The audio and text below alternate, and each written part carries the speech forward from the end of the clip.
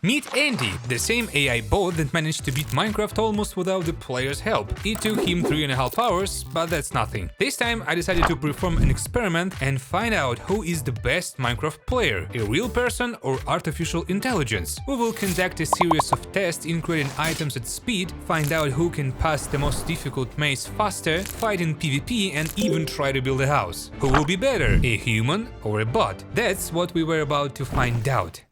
We'll start our battle with a rather trivial task. For the most part in survival mode we are mining resources, so the first task is to create a full set of iron armor, helmet, chestplate, leggings and boots. Everything is as clear and simple as possible, so let's get down to the business. Of course, our friend Andy can give commands to himself, so I'll be his guide. In order not to overload him, I asked Andy to start by simply mining 24 units of iron ore. Let me see what's available nearby. I see coal ore and copper ore, but no iron ore. I'll try looking elsewhere.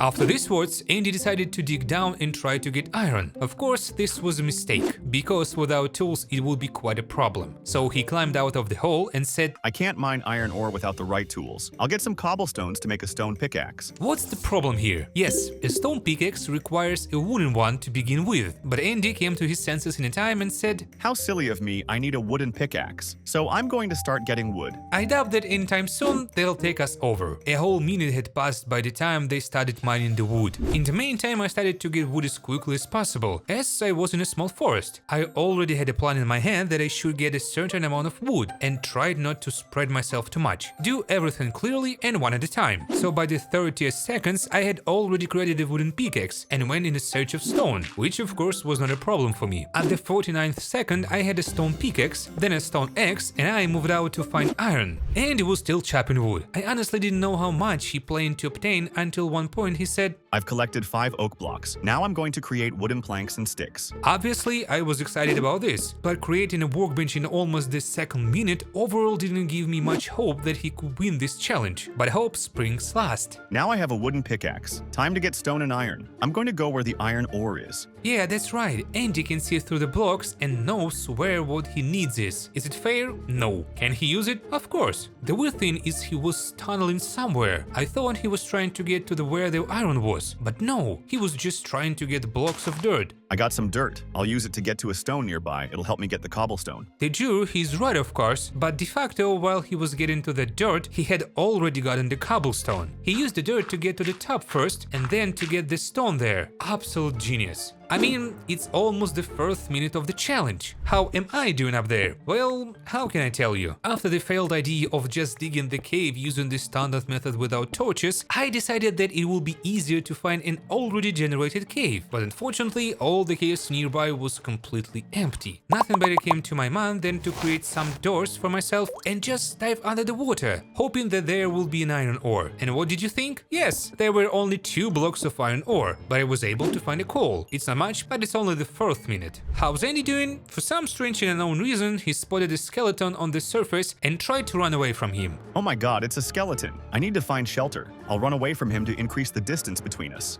All in all, the skeleton was nowhere to be found. Maybe he decided to play a prank on me, but after a while he came back to normal. I have a wooden pickaxe and a cobblestone pickaxe. I have enough resources and I can create a stone pickaxe. Let's get back to our task. After creating the pickaxe, he returned to the place where he had dug the hole, because he knew that iron was closer there. In general, it turned out that way. The ore was close as possible. Andy ended up with only 5 units of iron, climbed out and said to me, Let's smelt the iron I mined. But shit, I don't have a furnace. I need to make one, so I'm gonna use a cobblestone to do it. All would be nothing, but this action is stupid. It is easier to extract the necessary amount of iron and then melt it down. It's a waste of time, because, as it turned out, he had no fuel for the furnace. The nearest fuel is wood, but while mining the oak, Andy glitched and just tried to get air. It's been over 7 minutes. Let him take a break and let's get back to me. Unfortunately, I couldn't brag about my success. Things weren't going so well for me either. Beneath the water, I couldn't find any iron. I decided to to just boldly start digging under myself, and I got myself under the water again. This time it was much easier, because I could even find some iron. I even found some lapis lazuli. Then I make another bad decision to dig tunnels hoping to find iron there. Yeah, I didn't check what level I was at, which of course slowed me down a bit. Meanwhile, Andy had already woken up and for some reason created another furnace. No, he didn't start smelting the iron, so I had to ask him once again to start mining ore. This time he went in search of it. Andy again used his ability to find iron, but at one point he got so glitchy that he started putting a block under himself, then destroying it and putting it back up again. This happened for about a minute. When it was 12 minutes and 40 seconds on the timer, he kept mining iron and glitched again. So much so that I had to restart him completely. In the meantime, I realized my mistake, checked the coordinates and started digging down. Of course, as soon as I got to the right level, iron appeared there immediately. In a matter of seconds, I got the amount I needed. In order not to waste a lot of time, I created 4 furnaces at once, so the iron will be smelted faster. Because of my carelessness, I screwed myself. I crafted an iron helmet twice. Luckily, there was plenty of iron ore, so I created a full set of iron armor in 13 minutes and 45 seconds. I think that's a pretty good result. Unfortunately, Andy was not lucky as well, because at the 14th minute he was still mining iron. His main problem this time was the durability of the stone pickaxe. While he was trying to get the iron, pickaxe would simply break, so he had to go back to the surface, get resources and came back down. On the 22nd minute, we returned to the base and I asked for the full set of iron armor to be crafted.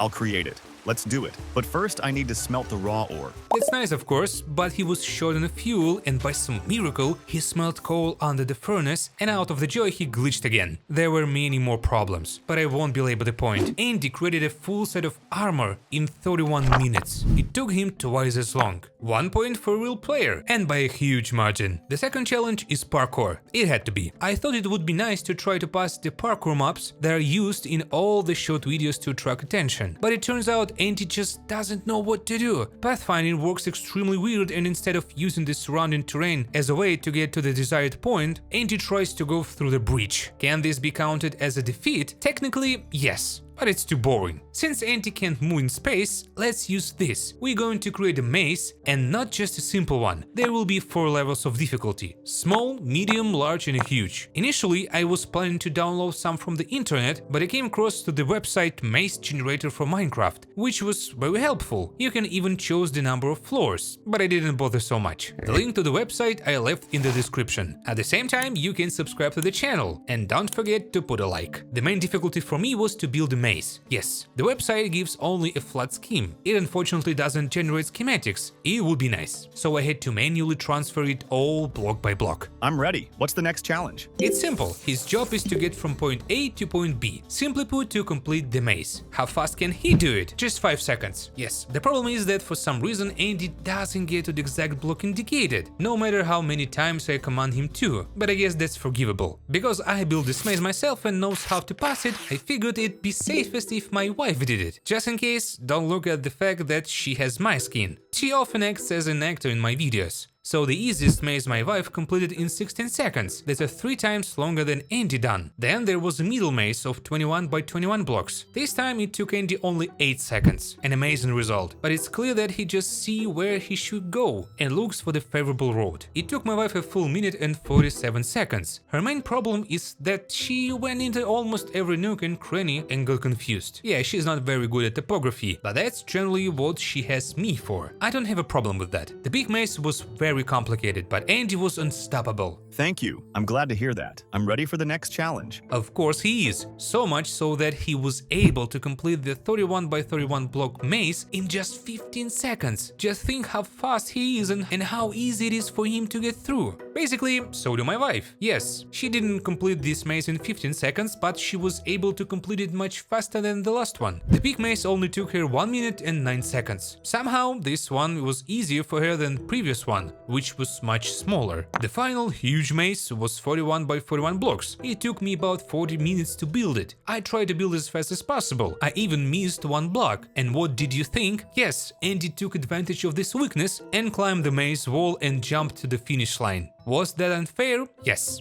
Do I count that result? Absolutely not. But it was fun. He was able to complete the full maze in 20 seconds. It's consistent every time, it's up by 5 seconds. My wife did this maze in 1 minute and 32 seconds. So yes, it was the middle maze which took her the longest to complete. That was difficult for her. Am I disappointed with the result? Of course not. And it's not because she's standing right behind me right now. So the score is tied at 1-1. What will be the final result? You'll find out soon enough. Our experiment continues, and this time we're going to test the combat system. Let's check how well it will cope with the PvP. With bare hands, using a diamond sword, using a sword and a shield, as well as against the players equipped fully in the netherite armor set. You know me, I'm far from PvP, it's always been beyond me, but I still try my best. We had 3 rounds for each stage of the battle. The first was fists. I'll tell you right away, the first round was for him. He somehow can spam clicks as fast as possible and just shut me up with his hands. He all smoked me at the end. Got you, nkin. That was pretty fast. What do we do next? As you might have realized, the second round was the same result, but the third round was mine. Yeah, the thing is, I regenerated every time I died, but Andy didn't. That's why I was able to win. If fist fights took a long time, then as soon as Andy and I had a sword in our hands, everything was as fast as possible. He took the bot only 3.5 punches to destroy me. I'll admit that I was even able to hit Andy a few times, but they weren't critical. In the end, he won in the 3 rounds. Then I gave him and me a shield, and what do you think? I couldn't hit him once. He was so quick to open up and hit me and then defend himself that my punches just wouldn't go through, and the durability of my shield was melting before my eyes. Yes, 3 rounds were behind him, again,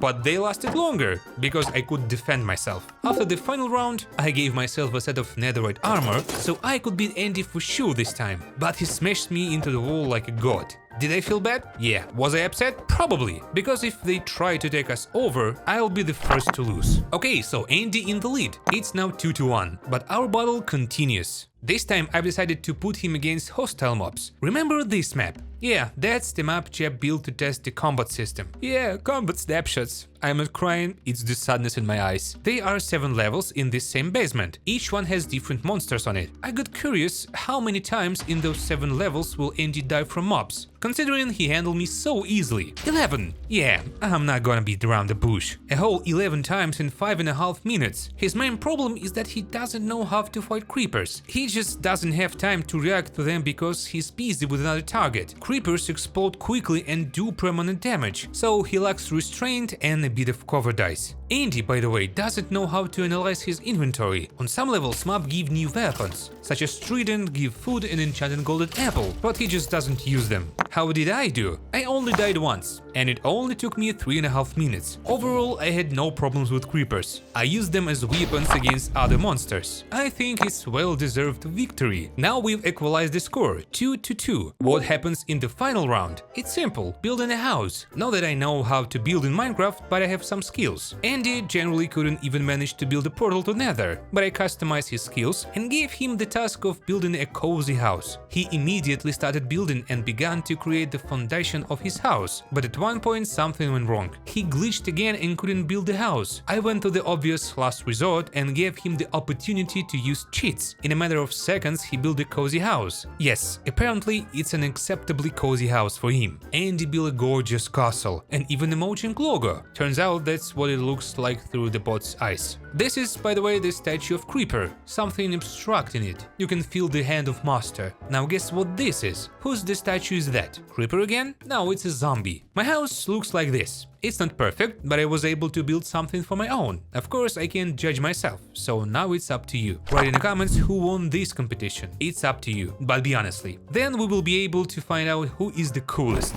Overall, I liked it. It's a pity that it's still learning and has a pretty sparse functionality. For me, Andy revealed a different side when we fought against each other. You can take Andy as a partner. I think he will win any player in PvP. If you have any other ideas how I can try Andy out, please do not hesitate to write in the comments. And while you're waiting for the new video to come out, check out these videos. They are no less interesting. Subscribe to the channel, hit the thumbs up button and click on the bell. We'll hear from you again as we continue to discover Minecraft in new ways.